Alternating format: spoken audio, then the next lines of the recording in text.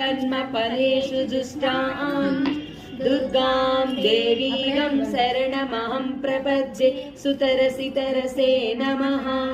अग्ने त्वं पारयानव्यो अस्मान् स्वस्तिभिरति दुर्गाणि विश्वाहा।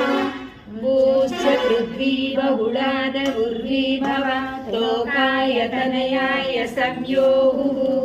विश्वानिनो दुर्गः जातवेदो सिन्धुं नवावादुरितादिवर्षि।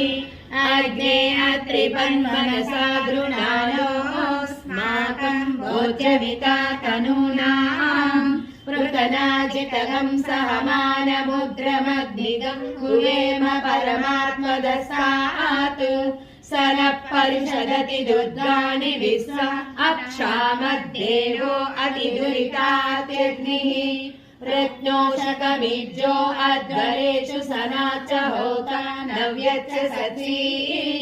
स्वाञ्चा अग्रे तनुवं विप्रयस्वास्मं सौभगमाय जस्वा। गोविजुष्टमैजो निषिक्तं तवेन्द्र विश्वानुसञ्चरेम।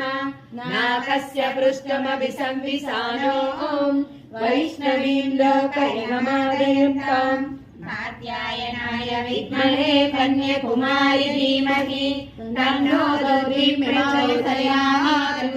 गौरीमाय सलिलानि रक्षते सपदी द्विपदी सा चतुष्पदी अष्टापदी नवपदी बभूषि सहस्राक्ष परमे व्योमन्। सर्वं श्री उमामहेश्वर स्वामी देवता पादारविन्दं समर्पयामि। मम गुरुरूपिणी माता ललिता परमेश्वरी पादारविन्दं समर्पयामि।